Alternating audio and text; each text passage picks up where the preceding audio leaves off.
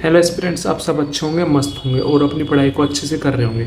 आज मैं आपको डीएसएसबी टीजीटी एसएसटी का 2 नवंबर का सेकंड शिफ्ट का पेपर करा रहा हूँ, रीजनिंग का। तो आइए करते हैं क्वेश्चन। हम 11th बात देखते हैं। 11th क्वेश्चन में बताना है कि नंबर सीरीज नेक्स्ट कौन सी होगी। क्या दे रखे है? K X G 66, L W H 60, M V I 54, N U J 48। अब क्या करेंगे? ये 11 प्लस 1 12, 12 प्लस 1 13, 13 प्लस 1 14, 14 प्लस 1 15 मतलब ओ। तो ठीक है। अब जी होता है 7, सॉरी एक्स है। एक्स होता है 24, 24 माइनस 1 23, 23 माइनस 1 22, 22 माइनस 1 21, 21 माइनस 1 20, 20 मतलब टी। एक ही ऑप्शन है, ऑप्शन थर्ड ना हो। आगे करके बताते हैं। जी होता है 7, 7 प्लस 1 8, 8 प्लस 1 9, 9 प्लस 1 10, 10 प्लस 1 11, 11 मतलब के। अब 66 है, माइनस 6 60 हो गया, माइनस 6 54, माइनस 6 48, माइनस 6 42। तो option second is correct answer. ऐसे ही 12th क्वेश्चन देखते हैं। 12th में क्या बोल रहा है? 12th में जो है 3 डिजिट के 5 नंबर, 3 डिजिट के 5 नंबर दे रखे हैं। इसमें ये बोल रहा है कि इनको हमने डिसेंडिंग ऑर्डर में लगा दिया। तो डिसेंडिंग ऑर्डर में लगाने के बाद हमें ये बताना है कितनी ऐसी है जिसकी पोजीशन चेंज नहीं हुई। तो इसको डिसेंडिंग ऑर्डर में लगाएंगे, क्या बन जाएगी? 9 7 6 आ जाएगा, फिर 5 4 3 आ जाएगा, फिर 4 5 8 आ जाएगा, फिर 3 5 8 आ जाएगा, फिर 1 2 5 आ जाएगा। तो कौन सी ऐसी पोजीशन है जो अपनी पोजीशन पे ही है जो उनसे उसमें थी? ऐसी कोई पोजीशन है? एक भी पोजीशन ऐसी नहीं है जो सेम है। तो option first is correct answer 0। ठीक। 13th क्वेश्चन देखते हैं। 13th क्वेश्चन में क्या बोल रहा है? 13th क्वेश्चन में बोल रहा है कि 7 बॉक्स है A B C D R S T जो कि एक दूसरे के ऊपर है but not necessary in the same order. Same order में नहीं है, मतलब 1 2 3 4 5 6 और 7 इस टाइप से है। ठीक। फिर इसने बोला है only 3 box are kept below B. B के नीचे खाली 3 बॉक्स है, 1 2 3 मतलब बी यहाँ होगा। ठीक। फिर इसने बोला only 2 books are kept between B और एस। बी और एस के बीच में खाली 2 बुक्स है, तो बी है और यहाँ पे एस हो जाएगा, इसके बीच में 2 बुक्स हो जाएंगे। ठीक है। इसके बाद only A is kept above C. C के ऊपर सिर्फ ए है, तो सी अगर यहाँ होगा तो ए होगा, इसके ऊपर कोई सा नहीं होगा, इसने कहा है क्वेश्चन में। ठीक है। फिर इसके बाद बोल रहा है कि R is kept some place below D. D से नीचे किसी भी पोजिशन पे क्या है? आर। अगर मैं डी को यहाँ रखूँ तो आर यहाँ भी आ सकता है, यहाँ भी आ सकता है। तो मैं कहाँ रख सकता हूँ? सी ए। ठीक। तो इसको छोड़, अभी इसका हमें नहीं पता। ठीक है। नेक्स्ट वाला देखते हैं। एट सम प्लेस, मतलब इसने ये बोला है कि R is kept at some place below D at some place above. मतलब कि जो आर है वो हमने डी से नीचे रखा है और टी से ऊपर रखा है।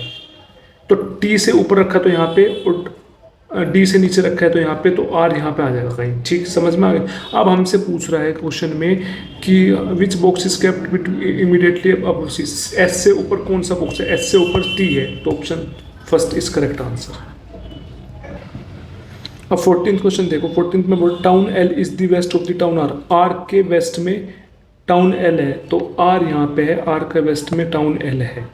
फिर इसने बोले town S is the south of town R. Town R के साउथ में है एस, टाउन आर के साउथ में है एस। ठीक है। फिर इसने बोला town E is to east of the town S. Town S के ईस्ट में टाउन ई है, टाउन एस के ईस्ट में ई है। ठीक है, यहाँ पे हो गया। ठीक। इसके बाद town T is to the north of town E. Town E के नॉर्थ में टाउन टी है, टाउन ई के नॉर्थ में क्या है? टाउन टी है। फिर इसने पूछा what is the position of town T with respect to town S. Town S की रेस्पेक्ट में टाउन टी की पोजीशन क्या है? ये है। ये कौन सी पोजीशन है? North east. कौन सी? North east. तो option fourth is correct answer. ऐसे 15th क्वेश्चन देखते हैं। 15th क्वेश्चन में ये दे रखा है 14 170 22 210। इसको कैसे करेंगे? हमने इसको किया 14 इंटू 5 किया, कितना बन गया? 70 प्लस 100 170 बन गया। ऐसे 22 इंटू 5 किया, कितना बन गया? 110 प्लस 100 बन गया 210। ठीक। ऐसे हमने फर्स्ट ऑप्शन देखा। फर्स्ट ऑप्शन 16 है, 16 इंटू 5 किया 80, 80 प्लस 100 180 नहीं हो सकता। 24 है, 24 की मल्टीप्लाई 5 में की कितना बनेगा 120, 120 प्लस 100 220, तो ये भी नहीं हो सकता। 19 की मल्टीप्लाई 5 में की कितना बन जाएगा हमारे पास, ये बन जाएगा 95 प्लस 100 195, ये भी नहीं हो सकता। तो 17 की मल्टीप्लाई 5 में की 85 और 85 प्लस 100 185, तो ऑप्शन 4 इज करेक्ट आंसर। ठीक है, ऐसे 16th क्वेश्चन देखते हैं। 16th में बोल रहा है कि ये दे रखा है, ये हमें बताना है एन ई से कैसे रिलेटेड है। सबसे पहले एन है सी, तो एन है सी मतलब N is the daughter of C. C का डॉटर कौन है, एन। सी का डॉटर है एन, ठीक है। फिर इसने बोला है C into J, C is the wife of J, J की वाइफ सी है, सी वाइफ है तो जे उसका पति होगा। जे परसेंट आर मतलब J is the father of R, का फादर जे है, जे फादर है किसका, आर का, ठीक। R minus Q, R is the brother of Q, Q का ब्रदर भाई है आर, आर भाई है किसका, क्यू का, ठीक है। Q plus E, Q is the mother of E की मदर है क्यू, क्यू मदर है किसकी, ई की। तो आप पूछ रहा how is N related to, E से एन का क्या संबंध है। ई की माँ है क्यू और क्यू की बहन है ये, तो मतलब मदर सिस्टर, तो option second is correct answer, ठीक है। 17th क्वेश्चन देखते हैं। 17 क्वेश्चन स्टेटमेंट और कंक्लूजन दे रखा है, तो हमें बताना है। तो अब देखो सबसे पहले स्टेटमेंट कंक्लूजन क्या है, no vampire is insect. No vampire is insect किससे बनेगा, ये देखो वेम्पायर और इंसेक्ट देखो किस में, वेम्पायर फर्स्ट वाली स्टेटमेंट में है और इंसेक्ट है सेकंड वाली में। तो फर्स्ट सेकंड से बन सकता है, कोई कुछ चीज़ कॉमन है, फर्स्ट सेकंड में तो कुछ भी कॉमन नहीं है। बट हमेशा याद रखना है एक भी चीज़, फर्स्ट कंक्लूजन नेगेटिव है ना, तो तीनों स्टेटमेंट देखो ना, तीनों स्टेटमेंट पॉजिटिव है तो नेगेटिव तो बन नहीं सकता, तो इसलिए फर्स्ट कंक्लूजन तो हो गया गलत।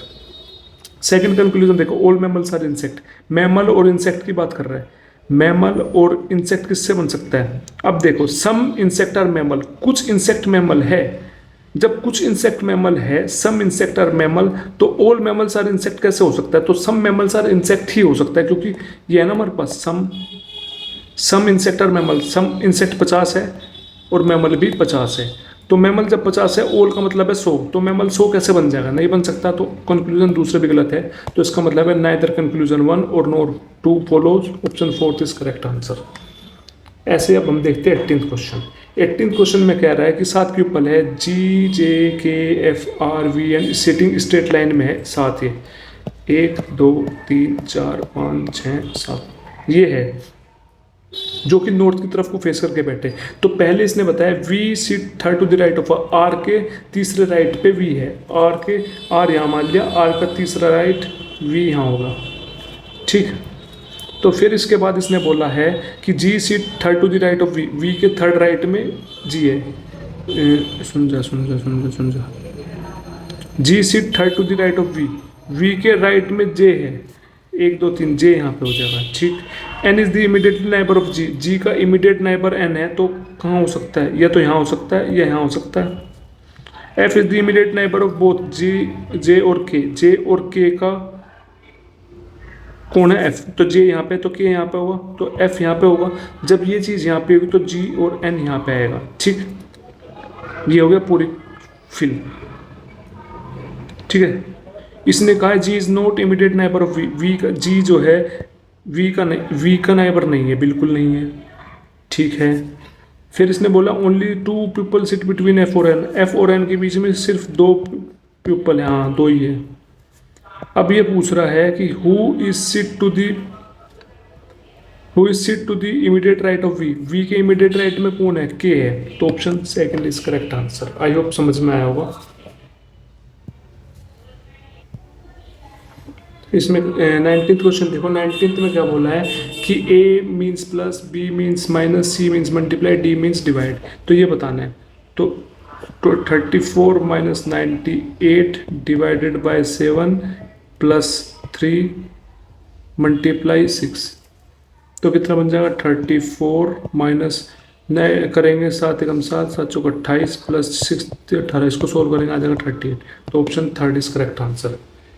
20 क्वेश्चन देखते हैं। 20 क्या बोलता है कि कुछ कोड दे रखे CASH का 3685, CHAP का दे रखा है 3986, तो P का पूछ रहा है, तो CA और H कॉमन है, CA और H कॉमन है, तो क्या क्या कॉमन आ गया इससे? इससे हमारे पास कॉमन आ गया 386 कॉमन आ गया, 386 कॉमन आ गया, तो हमारे पास बस क्या क्या आ गया P के लिए 9, तो P हो गया 9, तो option third is correct answer. I hope अच्छे से समझ में आया होगा। अगर कोई क्वेश्चन आपको समझ में नहीं है प्लीज़ कमेंट करके मुझे बताना, मैं उस चीज़ को आपको दोबारा समझा दूंगा। Thank you so much.